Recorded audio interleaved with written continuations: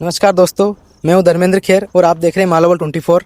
आज हम आ चुके हैं देवी अहिल्या विश्वविद्यालय के ग्राउंड में, जहां पर हम कुछ युवाओं से बातचीत करेंगे कि वह जो अभी हाल फिलहाल में नेपाल में जो प्रोटेस्ट हो रहा है, जहां पर तख्ता पलट हो रहा है, क्या भारत के युवा भी इस तरीके से सक्षम हैं?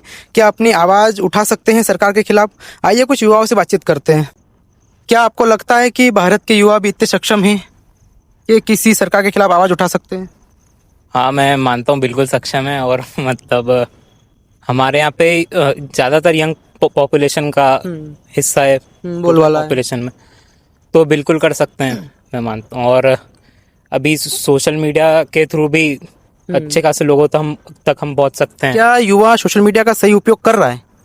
सोशल मीडिया का अभी मतलब वो तो पर्सन टू आपको पर्सन लगता डिपेंड है? करता है। नहीं, करंट उसमें तो नहीं कर रहा है। और जैसे आपने बोला कि नेपाल में जैसे जिस तरफ से हुड़दंग मचाया है, तो ये चीज़ अच्छी उनके पॉइंट ऑफ व्यू से है। बट आप अगर देखें तो आपने पार्लियामेंट जला दिया और सब हो गया, तो रहना आपको उसी देश में तो आंदोलन हो सकता है, उग्रवाद। एनटीए आपने बोला था कि जैसे अभी दिक्कत आई थी इतनी, तो उस चीज में भी अगर एनटीए का विरोध तो सबने करा ना, स्टूडेंट ने करा, बट मतलब क्या रहा? अगर वही सेम चीज जैसे ये गाड़ियां फोड़ना और ये सब हो जाता तो देश का ही नुकसान है। जैसे अपने यहाँ भी एसएससी में कई सारे गड़बड़ियाँ दिखी गई, तो और लोग छात्रों ने मतलब प्रदर्शन भी किया, फिर भी उनको न्याय नहीं मिला। क्या इतनी व्यवस्था खराब है अपने देश की? भारत में इसकी समस्या तो है। एग्ज़ाम के पेपर लीक हो जाते हैं। एमपी बोर्ड के ले लो या यूपी बोर्ड के ले लो या बड़ी बड़ी एसएससी सीजीएल एग्ज़ाम की ले लो, इसका तो है। पर युवा इसी में लगा हुआ है। अगर प्रोटेस्ट करने निकलता भी है तो सरकार बोल देती है ये उग्रवादी हैं, अर्बन नक्सल हैं, वो दब जाता है। एकत्रित नहीं हो पाते भोपाल में। तो क्या करे ऐसा युवा जो एकत्रित हो, या फिर किस पे उम्मीद जगाए युवा?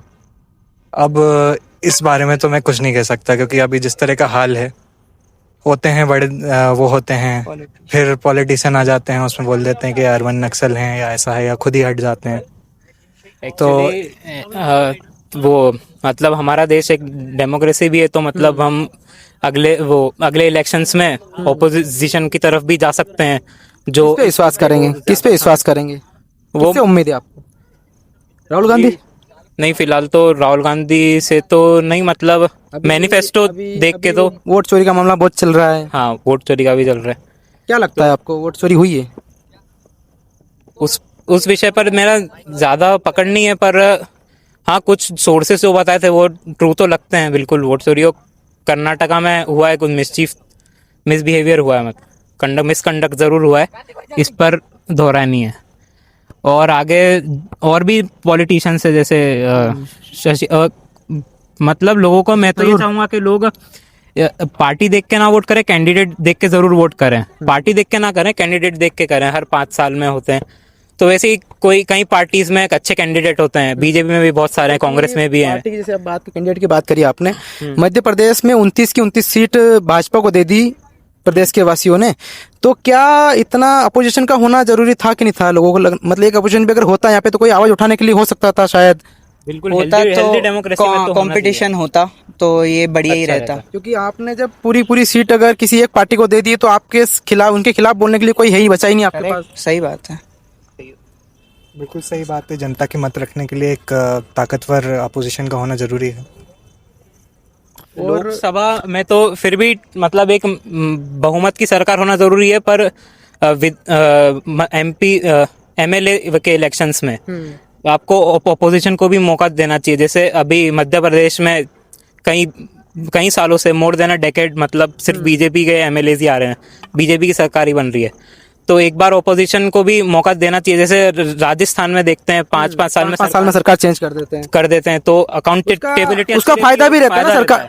बिल्कुल, वो मुद्दे भी जो अच्छे उठते हैं, और मतलब स्टूडेंट्स के लिए भी काफी काम होता है। उधर कोटा में जैसे देखें, स्टूडेंट के लिए सरकार ने अच्छे काम किए हैं ना किए? हाँ, किए हैं, बिल्कुल किए हैं। स्टूडेंट्स के लिए तो किए हैं, स्कॉलरशिप प्रोवाइड करके। और कहीं हम देखते हैं कि इंटर्नशिप भी चलाते हैं सरकार की तरफ से। इंटर्नशिप के आपने अभी तक किसी में पार्टिसिपेट किया है? मैं 1 मिनट में पूरा करना चाहूँगा। कॉम्पिटिटिव एग्जाम्स के कंडक्ट को लेकर बिल्कुल वहाँ पे थोड़ी गड़बड़ी है। और अब क्या पूछ रहे थे? जैसे कि आपने बोला कि इंटर्नशिप वगैरह दे रहे हैं, आपने कभी अभी तक किसी में पार्टिसिपेट किया है? नहीं, अभी मैं एलिजिबल नहीं हुआ हूँ, वो 21 साल के ऊपर लोगों को है, 21 साल के ऊपर वाला। नहीं, युवा का कहना तो ये है कि इंटर्नशिप के नाम पे उनको 8-8 हज़ार की जॉब दे रहे हैं, हाँ। या फिर उनको 6-6 महीने ट्रेनिंग दी जा रही है। अब कोई बच्चा पीएचडी करके अगर वो 8 हज़ार की जॉब सर्च करेगा तो उसके घर वालों को खिलाएगा क्या और घर कैसे चलाएगा अपना? तो ये तो एक व्यक्ति की एलिजिबिलिटी पे भी वर्क करता है ना, कि मतलब आप उतना एलिजिबल हैं कि नहीं उस जॉब के लिए, या कुछ, या सिर्फ इंटर्नशिप के भरोसे या गवर्नमेंट के भरोसे ही तो नहीं रह सकते ना, आपको खुद का भी कुछ करना पड़ेगा। और अभी जिस टाइप से एआई ओवरटेक कर रही है, तो मेनली आपको स्किल्स ही चाहिए, डिग्री वगैरह तो स्किल सीख रहे हैं युवा? स्किल्स, वही तो बात है कि कुछ लोग लिटरली बहुत ज़्यादा सीख रहे हैं और कुछ लोग बिल्कुल ही नहीं सीख रहे। स्किल्स सीख सकते हैं, जैसे और भी गवर्नमेंट का पोर्टल है NISM, उस वहाँ से भी आप सर्टिफिकेशन कर सकते हैं। तो फायदा मिलता है इसका गवर्नमेंट जॉब? हाँ, फायदा छोड़ दें तो रोजगार की इतनी वही नहीं है।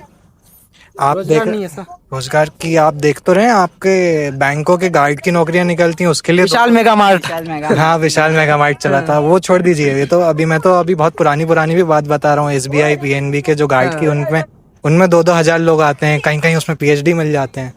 तो जो कमी जो है वो अपॉर्चुनिटी की है। आप देखेंगे आपका जेई का क्या होता है, जेई देते हैं उसमें 75% के ऊपर चाहिए, कोई भी व्यक्ति हो 75 के ऊपर ला रहा है तो औसत से तो थोड़ा सा तो ऊपर है। उसमें कितनी सीटें निकलती हैं? वो कुकुरमुत्ते वाले इंजीनियरिंग कॉलेज छोड़ दीजिए जो ऐसे उग गए हैं, उसके अलावा अच्छे कॉलेज कितने हैं आप गिन के बता दीजिए। यहाँ पे आपके शहर में ही आपको 2-3 के अलावा नहीं यहाँ मिलेंगे। अच्छे कॉलेज कौन से हैं? मैं सबसे अच्छा 3 तो एक IIT है, इससे अच्छा SGS ITS है जो बहुत सालों से चल रहा है, और एक IIT इंदौर। DAVV ही का तो है IIT।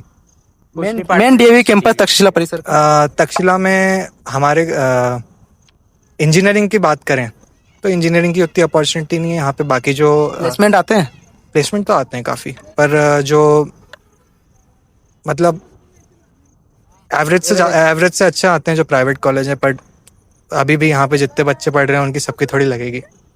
हाँ वो भी है, सबकी तो नहीं लगेगी। सब CUET करके आए हैं, है ना, 300 मार्क्स ऊपर लेके आए हैं इंग्लिश में। मध्य प्रदेश की सबसे बड़ी यूनिवर्सिटी कही जाती है डीएवीवी, क्या हालात है यहाँ के?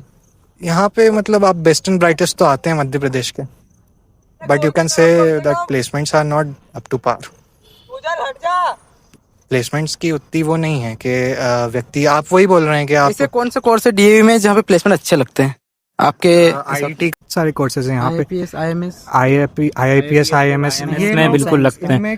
IMS में PG कोर्सेज में मैंने सुना है काफ़ी प्लेसमेंट लग जाते हैं अच्छे। एवरेज वही 3-3.5 लगभग ही जाता है 4, पर प्लेसमेंट तो हाँ लग जाता है IMS और IIPS में, ये मैंने देखा है। फिर वही महंगाई की बात आ जाती है। अब वो 5 साल व्यक्ति पढ़ के 4 लाख की नौकरी करेगा और फिर 5 साल बाद जो महंगाई बढ़ जाएगी वही तो है। अग्निवीर के बारे में क्या विचार है आपको? अग्निवीर मेरे ख्याल आपको अग्निवीर के बारे में? अग्निवीर स्कीम है 4 साल जॉब करने की, आर्मी में जाने के लिए। वो उससे उग्रता बढ़ सकती है सोसाइटी में, क्योंकि ये लोग आएंगे, कैसे? ये लोग आर्मी की ट्रेनिंग लेके आए और यहाँ पे नौकरी नहीं मिले, अगर उग्र उनके साथ मिल गए फिर वही नेपाल वाली हालत नहीं हो कि दंगे हो रहे हैं जगह जगह नौकरी नहीं मिल रही। तो